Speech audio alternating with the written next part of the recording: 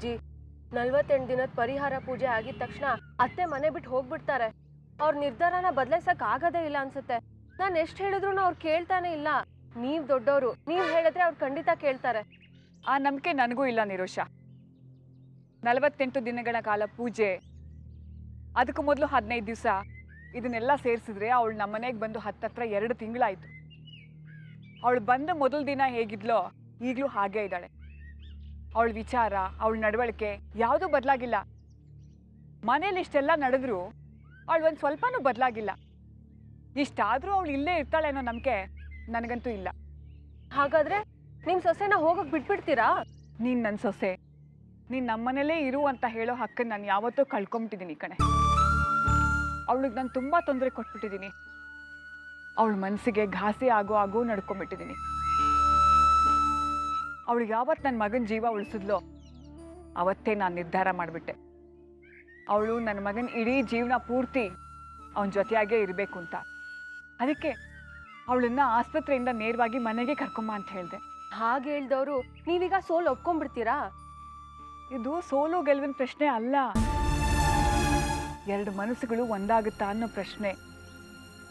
ಗಂಡನ ಪ್ರಾಣ ಉಳಿಸಿದ ಮೇಲೆ ಅವನ ಬಗ್ಗೆ ಒಲವು ಪ್ರೀತಿ ಇರುತ್ತೆ ಅಂತ ನಾನು ಅಂದ್ಕೊಂಡೆ. ಇಲ್ಲಿಗೆ ಬಂದು 4 ದಿನ ಒಟ್ಟಿಗೆ ಇದ್ರೆ ಒಬ್ರನ್ನೊಬ್ರು ನೋಡಿದ್ರೆ ಮನಸ್ಸಲ್ಲಿರೋ ಕಹಿ ಕರಗುತ್ತೆ ಅಂತ ನಾನು ಅಂದ್ಕೊಂಡೆ. ಆದರೆ ನಾನು ಅಂದ್ಕೊಂಡಿದ್ದು ಒಂದೂ ಆಗಲಿಲ್ಲ ಕಣೆ. ಮಾವಂಗೆ ಏನೋ ಒಂಥರ ಮುಜುಗರ. ಹಿಂದೆ ಮಾಡಿದ್ ಒಂದು ಸಣ್ಣ ತಪ್ಪು ಮಾವಂಗೆ ಅತ್ತೆ ಎದುರುಗಡೆ ನಿಂತು ಮಾತಾಡೋಕ್ಕೆ ತಡೀತಾ ಇದೆ. ಗೊತ್ತು, ಅವಳ ಮೇಲೆ ಸುಳ್ಳು ಆರೋಪಗಳು ಮಾಡ್ದ, ಡಿವೋರ್ಸ್ಗೆ ಅಪ್ಲೈ ಮಾಡ್ದ. ಈಗ ಅವಳು ಮುಂದೆ ನಿಂತು ಹೋಗಬೇಡ ಅಂತ ಹೇಳಕ್ಕೆ ಅವನಿಗೆ ಮುಜುಗರ. ಆರ್ತಿಗೆ ಅವನು ಬಂದು ಎದುರಿಗೆ ನಿಂತಾಗೆಲ್ಲ ಅವಳು ಮಾಡಿದ ಸುಳ್ಳು ಆರೋಪಗಳು, ಕೋರ್ಟ್ಗೆ ಹೋಗಿದ್ದು ಎಲ್ಲ ನೆನಪಾಗತ್ತೆ. ಅವಳು ಮಾತಾಡಕ್ಕೆ ಪ್ರಯತ್ನ ಮಾಡಲಿಲ್ಲ. ಒಬ್ರಿಗೊಬ್ರು ಮಾತಾಡದೇ ಇದ್ರೆ ಮನಸ್ಸುಗಳು ಹೇಗೆ ಕರಗತ್ತೆ ಹೇಳು? ಈ 2 ತಿಂಗಳೇ ಮಾತಾಡಿಲ್ಲ, ಇನ್ನು ಮುಂದೆ ಅವ್ರು ಮಾತಾಡ್ತಾರೆ ಅನ್ನೋ ನಂಬಿಕೆ ನನಗಿಲ್ಲ ಕಣೆ. ಏನಾದರೂ ಮಾಡಲೇಬೇಕಜ್ಜಿ. ಏನು ಮಾಡೋದೆ? 48 ದಿನದ ಪೂಜೆ ಬಂತು, ದೇವ್ರೇ ಏನೋ ದಾರಿ ತೋರಿಸಿದಾನೆ ಅಂತ ಅಂದ್ಕೊಂಡೆ. ಇಬ್ರು ಒಟ್ಟಿಗೆ ಪೂಜೆ ಮಾಡ್ತಾರೆ, ಒಬ್ರನ್ನೊಬ್ರು ನೋಡ್ತಾರೆ, ಆರತಿ ಮಾಡುವಾಗ ಇಬ್ರು ಒಟ್ಟಿಗೆ ಕೈ ಹಿಡಿತಾರೆ, ಆ ಕೈಗಳು ಜೀವನ ಪೂರ್ತಿ ಇರುತ್ತೆ ಅಂತ ಅಂದ್ಕೊಂಡೆ. ಆದರೆ ಯಾವ ಸೂಚನೆನೂ ಕಾಣ್ತಾನೇ ಇಲ್ವೇ. ಪೂಜೆ ಏನೋ ಶ್ರದ್ಧೆಯಿಂದ ಮಾಡ್ತಾರೆ, ಆದರೆ ಒಬ್ರನ್ನೊಬ್ರು ಮುಖ ನೋಡ್ಕೊಳ್ಳಲ್ಲ. ಕೈ ಹಿಡ್ಕೊಂಡು ಪ್ರದಕ್ಷಿಣೆನೂ ಮಾಡ್ತಾರೆ, ಆದರೆ ಮನಸ್ಸುಗಳು ಮಾತ್ರ ಒಂದಾಗಲಿಲ್ಲ. ಸಂಸಾರ ನಿಂತಿರೋದೇ ಮನಸ್ಸಿನ ಮೇಲೆ. ಅವರೇ ಮನಸ್ಸು ಮಾಡದೇ ಇದ್ಮೇಲೆ ಇನ್ನು ಹೇಗೆ? ಅವ್ರವ್ರ ಮನಸ್ಸು ಅವ್ರವ್ರ ಕೈಯಲ್ಲಿ ಇರತ್ತಲ್ವಾ ಅಜ್ಜಿ? ಅದೇ ಕಣೆ ಈಗ ಆಗಿರೋ ಪ್ರಾಬ್ಲಮ್ಮು. ಅವ್ರವ್ರ ಮನಸ್ಸು ಅವ್ರವ್ರ ಕೈಯಲ್ಲಿರುತ್ತೆ. ಯಾರು ಏನೇ ಹೇಳಿ ಏನೇ ಮಾಡಿದ್ರೂ ಅವ್ರ ಮನಸ್ಥಿತಿ ಬದಲಾಗಲ್ಲ, ಯಾವ ಉಪಯೋಗನೂ ಇಲ್ಲ. ಹಾಗಾದ್ರೆ ಇನ್ 3 ದಿನದಲ್ಲಿ 48 ದಿನದ ಪರಿಹಾರ ಪೂಜೆ ಮುಗ್ದೋಗತ್ತೆ. ಇನ್ನೇನು ಹೊರಟ್ಬಿಟ್ಟದ ನಾವು ಇಲ್ಲಿಂದ? ಹಾಗೆ ಹೇಳ್ಬೇಡ್ವೆ, ಹಿಂಸೆ ಆಗುತ್ತೆ. ಜ್ಯೋತಿಷಿಗಳು ಬರ್ತಾರೆ, ಏನಾದರೂ ಒಂದು ದಾರಿ ತೋರಿಸ್ತಾರೆ. ನೋಡೋಣ, ಆ ದೇವರು ಅವ್ರ ಬಾಯಲ್ಲಿ ಏನು ಹೇಳಿಸ್ತಾರೋ ಕಾಯೋಣ. ಹಾಗಾದ್ರೆ ಇನ್ನೊಂದು ಪರಿಹಾರ ಪೂಜೆ ಮಾಡ್ಸಕ್ ಹೇಳಿ ಜ್ಯೋತಿಷಿಗಳಿಗೆ, ಅತ್ತೆ ಮಾವ ಮನ್ಸು ಒಂದಾಗೋ ಅಂಥದ್ದು. ಎಲ್ಲದಕ್ಕೂ ಪೂಜೆನೇ ದಾರಿ ತೋರಿಸೋ ಹಾಗಿದ್ರೆ ಜಗತ್ತಲ್ಲಿ ಸಮಸ್ಯೆಗಳೇ ಇರ್ತಾ ಇರಲಿಲ್ಲ. ನಾವು ನಡಿಬೇಕಾದ್ರೆ ಕವಲುಗಳು ಬರುತ್ತೆ. ನಾವು ಯಾವ ದಾರಿನ ಆಯ್ಕೆ ಮಾಡ್ಕೋತೀವೋ ಅದ್ರ ಮೇಲೆ ನಮ್ಮ ಬದುಕು ನಿರ್ಧಾರ ಆಗುತ್ತೆ. ನೀವ್ ಹೇಳೋದು ಸರಿ, ಆದ್ರೆ ನೀವೆಲ್ಲ ಒಪ್ಕೊಂಡ್ಬಿಟ್ಟಿದ್ದೀರಾ. ನಾವ್ ಈ ಮನೆಯಿಂದ ಹೊರಟ್ರೆ ಅತ್ತೆನೂ ಈ ಮನೆಯಿಂದ ಹೊರಟಾಗೆ. ಪರವಾಗಿಲ್ವಾ ನಿಮ್ಗೆ? ನಾನು ಅನ್ಕೊಂಡಿದ್ದಾಗಿಲ್ಲ ಅಂದಮೇಲೆ ಹೇಗಾಗುತ್ತೋ ಅದನ್ನ ಸಹಿಸ್ಕೋಬೇಕು, ಅದನ್ನ ಸ್ವೀಕರಿಸ್ಬೇಕು. ನಾ ಹೀಗೇ ಇರಬೇಕು, ಹೀಗೆ ನಡ್ಕೋಬೇಕು ಅನ್ನೋ ವಯಸ್ಸು ನಿಂದು. ನಾನು ಅನ್ಕೊಂಡಿದ್ದಾಗಲಿಲ್ಲ ಅಂದಮೇಲೆ ಹೇಗಾಗುತ್ತೋ ಅದನ್ನು ಸ್ವೀಕರಿಸ್ಬೇಕು, ಒಪ್ಕೋಬೇಕು. ನಾನು ಹೀಗೇ ಇರಬೇಕು, ಹೀಗೆ ನಡ್ಕೋಬೇಕು ಅನ್ನೋ ವಯಸ್ಸು ನಿಂದು. ಬದುಕು ಹೇಗೆ ಬರುತ್ತೋ ಹಾಗೆ ಸ್ವೀಕರಿಸಬೇಕು ಅನ್ನೋ ವಯಸ್ಸು ನಂದು. ನೋಡೋಣ ದೇವ್ರು ಹೇಗೆ ದಾರಿ ತೋರಿಸ್ತಾನೋ.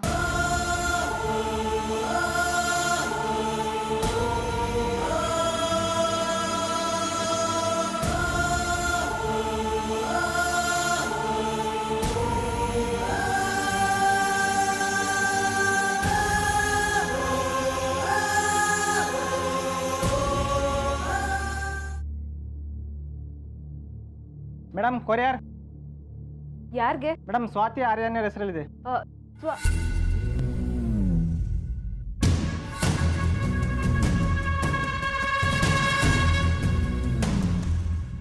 ಕೊಡಿ, ನಾನೇ ಸ್ವಾತಿ ಆರ್ಯ. ತಗೊಳ್ಳಿ ಮೇಡಮ್, ಇಲ್ಲೊಂದು ಸೈನ್ ಹಾಕಿ.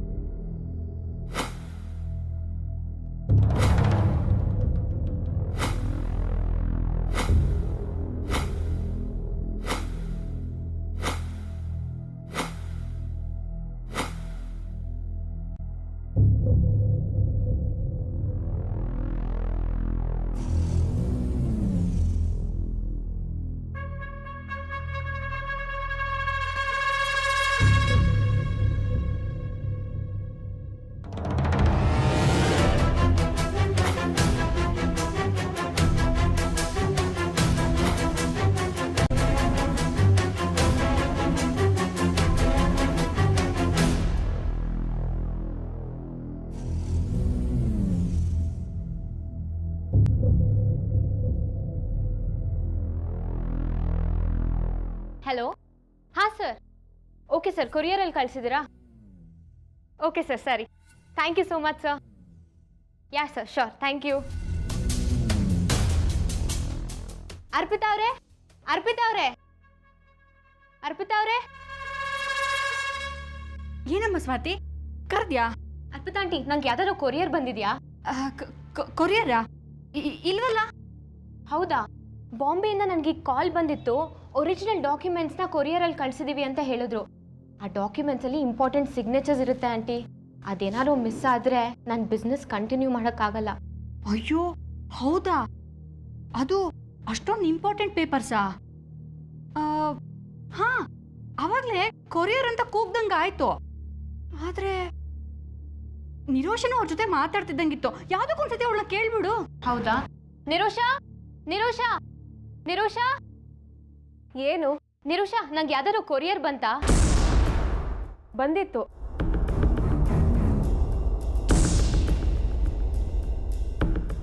ಇಲ್ಲೇ ಇಟ್ಟಿದ್ನಲ್ಲ ಲೆಟರು. ಅಯ್ಯೋ, ನಂಗೆ ಅದು ತುಂಬಾ ಇಂಪಾರ್ಟೆಂಟ್ ಲೆಟರು. ನೀನ್ ಯಾಕೆ ತಗೊಳಕ್ ಹೋದೆ? ಅದ್ರಲ್ಲಿ ಏನಿದೆ? ನೀನು ಒಳಗಡೆ ಬ್ಯುಸಿ ಆಗಿದೆ, ಅದಕ್ಕೆ ನಾನೇ ಸೈನ್ ಮಾಡಿ ತಗೊಂಡೆ. ಅದ್ರಲ್ಲಿ ತಪ್ಪೇನು? ತಪ್ಪಲ್ಲ. ಆ ಲೆಟರ್ ನನ್ ಕೊಡು ಈಗ. ಹೇಳ್ತಿದ್ದೀನಲ್ಲ ಇಲ್ಲೇ ಇಟ್ಟಿದೆ ಅಂತ. ನನ್ಗೆ ಯಾಕೆ ಆ ಲೆಟರು? ನಿನ್ಗೆ ಯಾಕೆ ಆ ಲೆಟರು ಅನ್ನೋದು ನಿಜ. ನಿನ್ಗೆ ಆ ಲೆಟರು ಇಂಪಾರ್ಟೆಂಟ್ ಅಲ್ಲದೆ ಇರ್ಬೋದು, ಆದ್ರೆ ನನಗೆ ಅದು ತುಂಬಾ ಇಂಪಾರ್ಟೆಂಟ್ ಲೆಟರು. ಯಾಕೆಷ್ಟು ಬೇಜವಾಬ್ದಾರಿಯಿಂದ ನಡ್ಕೋತಿದ್ಯಾ ನಿರುಷಾ? ಅಷ್ಟು ಚೀಪ್ ಬುದ್ಧಿ ನನ್ಗಿಲ್ಲ. ಬೇರೆಯವ್ರ ಲೆಟರ್ ಇಟ್ಕೊಂಡು ತೊಂದರೆ ಕೊಡೋ ಅಷ್ಟು ಆ ಬುದ್ಧಿ ಏನಿದ್ರು ನಿಮ್ಗಿರ್ಬೋದು. ಅಯ್ಯೋ, ನೀನ್ ನನ್ನ ನೋಡ್ಕೊಂಡು ಯಾಕಮ್ಮ ಹಾಗೆ ಹೇಳ್ತಿದ್ಯಾ? ಏನೋ ನಾನ್ ತಗೊಂಡೇನೋ ತರ. ನೀನ್ ಕೊರಿಯರ್ ಕಲೆಕ್ಟ್ ಮಾಡ್ಕೊಂಡಿದ್ದು ನಾನು ನೋಡ್ದೆ. ಯಾರು ಗೊತ್ತು, ಸ್ವಾತಿನ ಆಟಾಡ್ಸ್ಬೇಕು ಅಂತ ನೀನೆಲ್ಲರೂ ಎತ್ತಿಟ್ಟಿದ್ಯೋ ಏನೋ. ಅಂತ ಚೀಪ್ ಬುದ್ಧಿ ನನ್ಗಿಲ್ಲ. ಬೇರೆಯವ್ರ ಲೆಟರ್ ಇಟ್ಕೊಂಡು ತೊಂದರೆ ಕೊಡೋ ಅಷ್ಟು ಬುದ್ಧಿ ನಿಮಗಿರ್ಬೋದು, ನನ್ಗಲ್ಲ. ಹಾಗೆ ಮಾತಾಡ್ಬೇಡ, ನನಗೂ ಆ ಬುದ್ಧಿ ಇಲ್ಲ. ನೋಡು ಸ್ವಾತಿ ಹೇಗಂತಾಳೆ ಅಂತ. ನಾನು ಯಾವತ್ತೂ ನಿನಗೆ ಕೆಟ್ಟದಾಗ್ಲಿ ಅಂತ ಬಯಸಿದೀನ? ಅಂತ ಬುದ್ಧಿ ಇರೋರ್ಗೆ ಬೇರೆಯವ್ರಿಗೆ ಕೆಟ್ಟ ಬುದ್ಧಿ ಇದೆಯೇನೋ ಅಂತ ಅನ್ಸೋದು. ಮಾತಾಡ್ಬೇಡಿ ನೀವು. ನಿಮ್ ಬುದ್ಧಿ ಏನು ಅಂತ ನಂಗೆ ಚೆನ್ನಾಗಿ ಗೊತ್ತು. ಈ ವಿಷಯಕ್ಕೆ ಜಗಳ ಆಡೋದ್ ಬೇಡ. ಆ ಲೆಟರ್ ನನಗೆ ತುಂಬಾ ಇಂಪಾರ್ಟೆಂಟು ನಿರುಷಾ. ಪ್ಲೀಸ್ ಅದನ್ನ ತಂದ್ಕೊಡು. ನನ್ನ ಹತ್ರ ಇದ್ದಿದ್ರೆ ನಾನು ಖಂಡಿತ ಕೊಡ್ತಾ ಇದ್ದೆ. ಆದ್ರೆ ಇಲ್ದೇ ಇರೋದನ್ನ ಕೊಡು ಅಂದ್ರೆ ನಾನು ಎಲ್ಲಿಂದ ಕೊಡ್ಲಿ? ಏನಿದು ಇಷ್ಟು ಜೋರಾಗಿ ಮಾತಾಡ್ತಾ ಇದ್ದೀರಾ? ನೋಡಿ ಆರ್ಯ, ನಂಗೆ ಬಂದಿರೋ ಕೊರಿಯರ್ನ ನಿರುಷಾ ತಗೊಂಡಿದ್ದಾಳೆ. ಅದ್ರಲ್ಲಿ ತುಂಬಾ ಇಂಪಾರ್ಟೆಂಟ್ ಡಾಕ್ಯುಮೆಂಟ್ಸ್ ಇತ್ತು, ಗೊತ್ತಾ? ಅದು ಅವ್ರಿಗೆ ಗೊತ್ತಿರುತ್ತೆ, ಅದಕ್ಕೆ ಬೇಕು ಅಂತ ಎತ್ತಿಟ್ಟಿರ್ತಾರೆ. ಆರ್ಯ, ಗೊತ್ತಿಲ್ಲೇ ಮಾತಾಡ್ಬೇಡ. ಆ ಲೆಟರ್ ಇಟ್ಕೊಂಡು ನಾನೇನ್ ಮಾಡ್ಲಿ? ಅಷ್ಟಕ್ಕೂ ಬಿಸ್ನೆಸ್ಗೆ ಸಂಬಂಧಪಟ್ಟ ಲೆಟರ್ ಇಟ್ಕೊಂಡು ನಾನೇನ್ ಮಾಡಕ್ಕಾಗತ್ತೆ ಹೇಳು? ಎತ್ಕೊಂಡಿದ್ಯಾ ಅಂತಲ್ಲ ನಿರೋಷ, ಎತ್ಕೊಂಡಿರ್ಬೋದು ಅಂತ ಗೂಬೆ ಕೂರಿಸ್ತಿದ್ದಾಳೆ. ಅವಳೇ ಎಲ್ಲೋ ಇಟ್ಟು ನಿನ್ಗೆ ಆಟ ಆಡ್ಸಿದ್ದಾಳೆ ಅಷ್ಟೇ.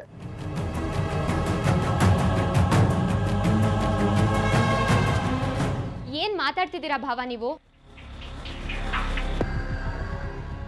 ಆ ಡಾಕ್ಯುಮೆಂಟ್ಸ್ನ ನಾನೇ ಇಟ್ಕೊಂಡು ಇಷ್ಟೊಂದು ಯಾಕೆ ಪೇಚಾಡ್ತಿದ್ದೆ? ನಾನೀಗ ಜಗಳ ಮಾಡೋ ಮೂಡಲ್ಲಿಲ್ಲ. ಆ ಡಾಕ್ಯುಮೆಂಟ್ಸ್ನ ನಾನು ಎಕ್ಸ್ಪೋರ್ಟ್ ಕೌನ್ಸಿಲಿಂಗ್ ಕಳಿಸ್ಬೇಕು. ಅವಾಗಲೇ ನಮ್ಮ ಬಿಸ್ನೆಸ್ ಮುಂದುವರಿಯೋದು ಭಾವ. ಅಷ್ಟು ಇಂಪಾರ್ಟೆಂಟ್ ಆಗಿದ್ದಿದ್ರೆ ಇವತ್ತೇ ಕೊರಿಯರ್ ಬರುತ್ತೆ ಅಂತ ಗೊತ್ತಿದ್ಮೇಲೆ ಬಾಕ್ಲತನೇ ಕಾಯ್ತಾ ಇರ್ಬೇಕಾಗಿತ್ತು. ಏನೋ ನಿನಗೆ ಹೆಲ್ಪ್ ಆಗಲಿ ಅಂತ ನನ್ನ ಹೆಂಡತಿ ರಿಸೀವ್ ಮಾಡಿದ್ದಕ್ಕೆ ಅವಳ ಮೇಲೆ ಬ್ಲೇಮ್ ಮಾಡ್ತಿದ್ಯಾ? ಬಹಳ ದೊಡ್ಡ ಉಪಕಾರ. ಮನೆಗೆ ಬಂದಿರೋ ಕೊರಿಯರ್ನ ಈಸ್ಕೊಂಡ್ಮೇಲೆ ತೆಗ್ದಿರ್ತಾರೆ, ತೆಗ್ದು ಓದಿರ್ತಾರೆ. ಅವಾಗ ಗೊತ್ತಾಗಿರುತ್ತೆ ಇಟ್ಸ್ ಅನ್ ಇಂಪಾರ್ಟೆಂಟ್ ಡಾಕ್ಯುಮೆಂಟ್ ಅಂತ. ಆಟ ಆಡ್ಸಕ್ ತೆಗ್ದಿಟ್ಟಿರ್ತಾರೆ. ಪೊಲೀಸ್ ಅಲ್ವಾ ನೀವು? ತುಂಬಾ ಚೆನ್ನಾಗಿ ಕತೆ ಕಟ್ತೀರಾ. ಹೀಗೆ ಎಷ್ಟು ನಿರಪರಾಧಿಗಳನ್ನ ಒಳಗಡೆ ಹಾಕಿದಿರೋ ಯಾರಿಗ್ ಗೊತ್ತು? ಕರೆಕ್ಟ್ ಆಗಿ ಹೇಳ್ದೆ ನಿರೋಷ. ಪೊಲೀಸವ್ರು ಮಾಡೋದೇ ಅಂತದಲ್ವಾ? ನನ್ನ ಕೆಲ್ಸದ ಬಗ್ಗೆ ನೀವು ಮಾತಾಡೋ ಅಗತ್ಯ ಇಲ್ಲ.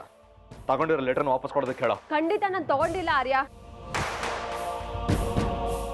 ಆ ಲೆಟರ್ ತಗೊಂಡು ನಿಮ್ಗೆ ತೊಂದರೆ ಕೊಡೋಷ್ಟು ಸಣ್ಣ ಬುದ್ಧಿ ನನ್ಗಿಲ್ಲ. ಬೇಕಾದ್ರೆ ನಾನು ಈಗಲೇ ಪ್ರೂವ್ ಮಾಡ್ತೀನಿ. ಪ್ರೂವ್ ಮಾಡೋ ಅವಶ್ಯಕತೆ ಎಲ್ಲ ಏನಿಲ್ಲ.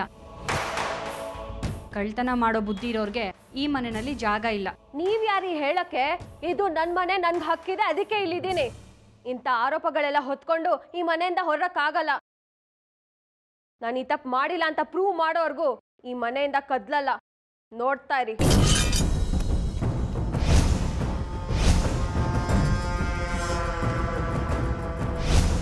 ಪರವಾಗಿಲ್ಲ, ಪ್ರೂವ್ ಮಾಡು. ಆ ಲೆಟರ್ ನನಗೆ ಬೇಕು, ಅದನ್ನ ಕೊಟ್ಬಿಟ್ಟು ಹೋಗು. ಖಂಡಿತ ಅಲ್ವಾ ಅದಿ? ಹೌದು. ಕಳ್ಳರು ಅನ್ಸ್ಕೊಂಡು ಮಾತ್ರ ಈ ಮನೆಯಿಂದ ಆಚೆ ಹೋಗಲ್ಲ ನಾವು.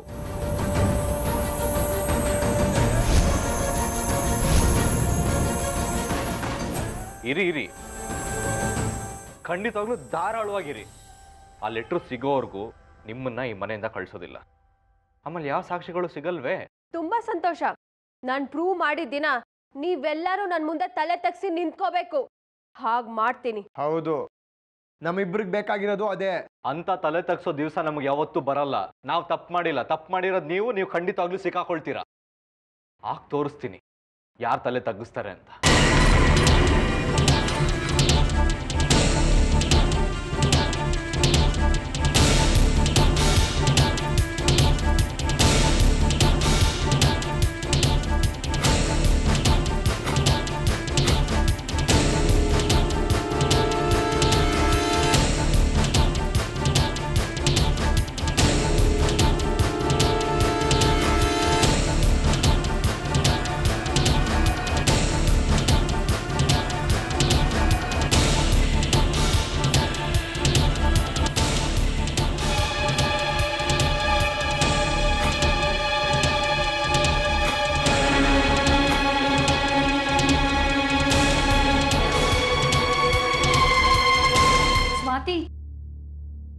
ಅಲ್ಲಿ ಡೈನಿಂಗ್ ಟೇಬಲ್ ಹತ್ರ ಏನೋ ಇದೆ. ಏನದು ನೋಡು.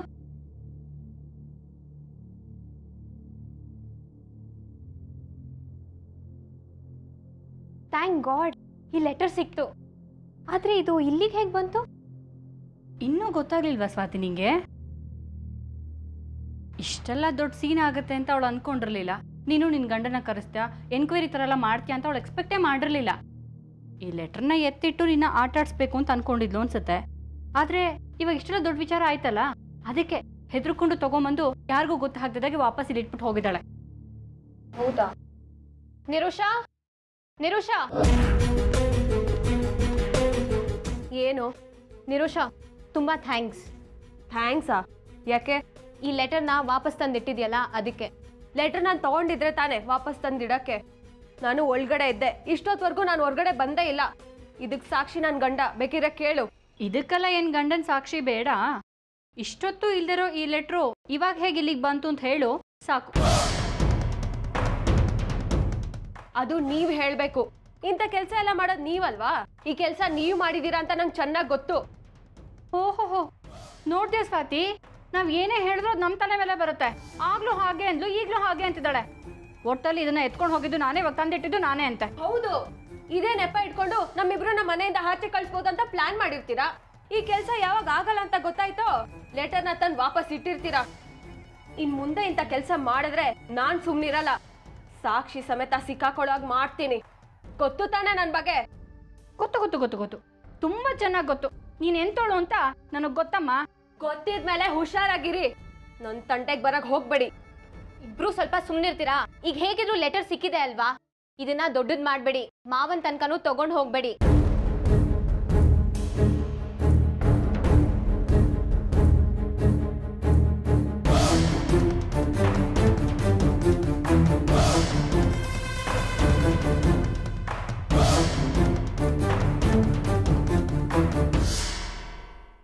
ಆದಿ, ತಗೋ ಕಾಫಿ.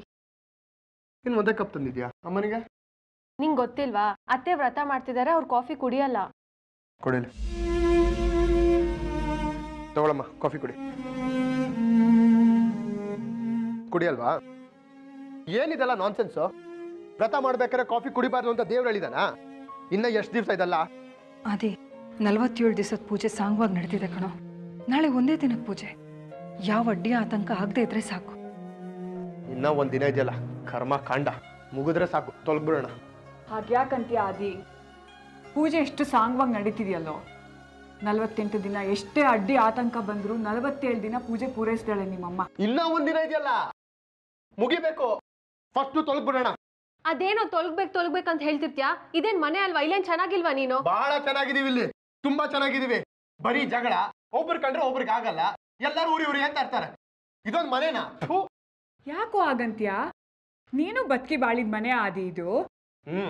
ಹೌದು. ಇಲ್ಲಿಗೆ ಬಂದ್ಮೇಲೆ ಏನೆಲ್ಲ ಆಯ್ತು? ಬರೀ ಜಗಳ.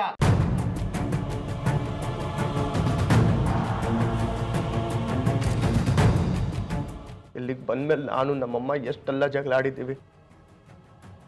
ನಾವು ನಮ್ಮನೇಲಿದ್ದಾಗ ಈಗೆಲ್ಲ ಆಗ್ತಿತ್ತಮ್ಮ, ಎಷ್ಟು ಸಂತೋಷವಾಗಿದ್ವಿ. ಇಲ್ಲಿ ಐಶ್ವರ್ಯ ಇದೆ, ಸಂಪತ್ತಿದೆ, ಸುಖ ನೆಮ್ಮದಿ ಬಿಟ್ಟು. ನಾವೆಲ್ಲರೂ ಚೆನ್ನಾಗಿದ್ದೀವಿ ಆದಿ. ನಿಮ್ಮಮ್ಮನೂ ಚೆನ್ನಾಗಿದ್ದಾಳೆ ನೋಡು. ಅವಳ ಆರೋಗ್ಯ ಎಷ್ಟು ಸುಧಾರಿಸಿದೆ ಅಂತ. ಎಂಥದ್ದು ಇಲ್ಲ ನೋಡಿ ಅಮ್ಮನ್ನ, ನೀನೇ ಹೇಳಮ್ಮ. ಎಲ್ಲ ನೀನೇ ನಿರ್ಧಾರ ತಗೊಂಡ್ಬಿಟ್ರೆ ಆಗೋಯ್ತಾ? ಅತ್ತೆಗೆ ಏನಾಗ್ತಿದೆ, ಅವ್ರ ಮನ್ಸಲ್ಲಿ ಏನಿದೆ ಅಂತ ನಿಮ್ಗೇನ್ ಗೊತ್ತು? ನೀನ್ ಹೇಳಿದೆ ಸರಿ, ಹಾಗೆ ಆಗ್ಬಿಡ್ಬೇಕು ಅಲ್ವಾ? ಹೌದು, ನಮ್ಮಮ್ಮ ನನ್ನ ಜೊತೆ ಬರ್ಬೇಕು ಅಷ್ಟೇ. ಈ ಮನೆಗ್ ಬಂದ್ಮೇಲೆ ಅಂತದ್ದೇನೋ ತೊಂದ್ರೆ ಆಗಿದೆ ನಿನ್ಗೆ? ಏನೇ ಆಗಂತ್ಯಾ? ಒಂದೊಂದ್ ಹೆಜ್ಜೆಗೂ ಆರ್ಯ ಎಷ್ಟೆಲ್ಲ ತೊಂದರೆ ಕೊಟ್ಟಿದ್ದೇನೆ ಗೊತ್ತಿಲ್ವಾ ನಿನಗೆ? ನನ್ನ ಫ್ರೆಂಡ್ಸ್ಗಳು ಬಂದಾಗ ಎಷ್ಟೆಲ್ಲ ಅವಮಾನ ಮಾಡ್ದ. ಲೀಡರ್ ತರ ಇದ್ದೆ ಕಣೆ ನಾನು ನಮ್ಮ ಆಟೋ ಹುಡುಗರು ಮುಂದೆ. ಇವಾಗ ನನ್ನ ಬೆನ್ನಿಂದೆ ಮಾತಾಡ್ಕೋತಾರಂತೆ, ನಗ್ತಾರಂತೆ.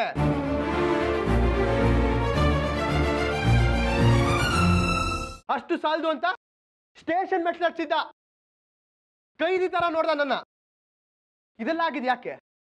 ಈ ಮನೆಗೆ ಬಂದಿದ್ಮೇಲೆ ತಾನೆ. ನಮ್ಮನೇಲೆ ಇದ್ದಿದ್ರೆ ಎಷ್ಟೋ ನೆಮ್ಮದಿಯಾಗಿರ್ತಿದ್ವಿ ನಾವು. ಏನೋ ನೆಮ್ಮದಿ ಆಗಿರ್ತಿದ್ದೆ, ಏನ್ ಸುಖವಾಗಿರ್ತಿದ್ದೆ? ಆಟೋ ಡ್ರೈವರ್ ಆಗಿ ಉಳ್ಕೋತಾ ಇದ್ದೆ. ಅವತ್ತಾರ್ಯ ಅವಮಾನ ಮಾಡ್ದ ನಿಜ, ಆದ್ರೆ ಅವನಾಗ ಮಾಡ್ದೆ ಇದ್ದಿದ್ರೆ ನೀನ್ ಇವತ್ತು ಆಟೋ ಡ್ರೈವರ್ ಇಂದ ಟ್ರಾವೆಲ್ಸ್ ಕಂಪ್ನಿ ಇಡೋಷ್ಟು ಧೈರ್ಯ ಮಾಡ್ತಾನೆ ಇರ್ಲಿಲ್ಲ. ಇವತ್ತಿನ ದಿನ ಇಷ್ಟೊಂದು ಗಾಡಿಗಳು ಇಟ್ಕೊಂಡಿದ್ಯಾ, ನಿನ್ ಕೈ ಕೆಳಗೆ ಒಂದಿಬ್ರು ಜನ ಕೆಲಸ ಮಾಡ್ತಿದ್ದಾರೆ. ಇದೆಲ್ಲ ಆಗ್ತಿತ್ತಾ?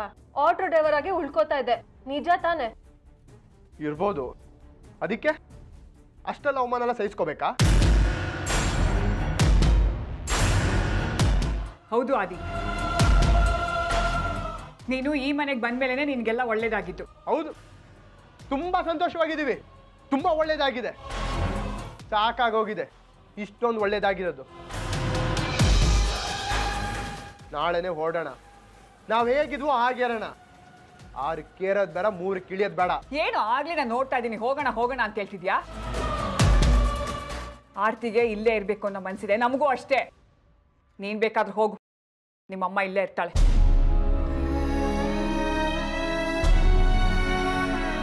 ಹೇಗಿದ್ರು ಡಿವೋರ್ಸ್ ಕೇಸ್ ವಾಪಸ್ ತಗೊಂಡಾಗಿದೆ ಅಂದಮೇಲೆ ಇಬ್ರು ಒಟ್ಟಿಗೆ ಇರ್ತಾರೆ ಅಂತಾನೆ ಅರ್ಥ. ಚಾನ್ಸೇ ಇಲ್ಲ. ಅಮ್ಮನ್ನ ಇಲ್ಲಿಂದ ಕರ್ಕೊಂಡು ಹೋಗ್ಬೇಕು ಅಂತಾನೆ ನಾನು ಈ ಮನೆಗೆ ಬಂದಿದ್ದು.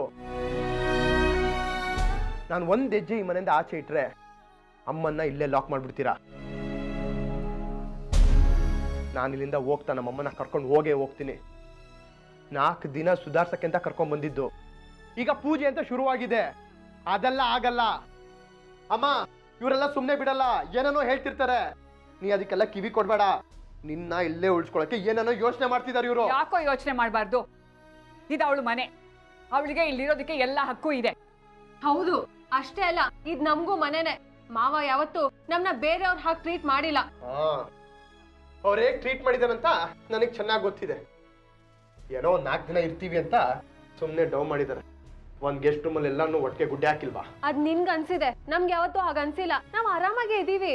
ನೀನ್ ಯಾಕೆ ಯಾವಾಗ್ಲೂ ರೂಮಲ್ಲೇ ಇರ್ತೀಯಾ? ಹಾಲಲ್ಲೆಲ್ಲ ಓಡಾಡು. ಇದು ನಿನ್ ಮನೆನೇ ಅಲ್ವಾ? ನನಗಂತ ಶೋಕಿ ಇಲ್ಲ, ಇದು ನಮ್ಮನೆ ಅಲ್ಲ ಅಷ್ಟೇ. ಬಿಟ್ಟು ಯಾರು ಜಗಳ ಆಡ್ಬೇಡಿ. ನಾನು ನಿರ್ಧಾರ ಮಾಡಾಗಿದೆ. ನಾಳೆ ದಿನ ಪೂಜೆ ಮುಗಿತಿದ್ದ ಹಾಗೆ ನಾವೆಲ್ಲರೂ ಈ ಮನೆಯಿಂದ ಹೊರಡ್ತಾ ಇದ್ದೀವಿ. ನಮ್ಮಿಂದ ಈ ಮನೆಯವ್ರಿಗೆ ಯಾರಿಗೂ ಯಾವ ತೊಂದರೆನೂ ಆಗಬಾರ್ದು. ಇವತ್ತು ಸರಿ ಹೋಗುತ್ತೆ, ನಾಳೆ ಸರಿ ಹೋಗುತ್ತೆ ಅಂತ ಅಂದ್ಕೊಂಡೆ. ಆದರೆ ಒಂದಲ್ಲ ಅಂತೂ ಅನಾಹುತ ನಡೀತಾನೇ ಇದೆ. ಸೂರ್ಯರಿಂದ ಡಿವೋರ್ಸ್ ವಾಪಸ್ ತಗೊಳ್ಳೋದಕ್ಕೆ ಒಂದು ಕಾರಣ ಇದೆ. ಅವ್ರ ಪ್ರೆಸ್ಟೀಜಿಗೆ ಧಕ್ಕೆ ಬರಬಾರ್ದು ಅಂತ. ದಯವಿಟ್ಟು ಈ ವಿಷಯದ ಬಗ್ಗೆ ಯಾರೂ ಚರ್ಚೆ ಮಾಡಬೇಡಿ. ಇದನ್ನು ಇಲ್ಲಿಗೆ ನಿಲ್ಲಿಸ್ಬಿಡಿ.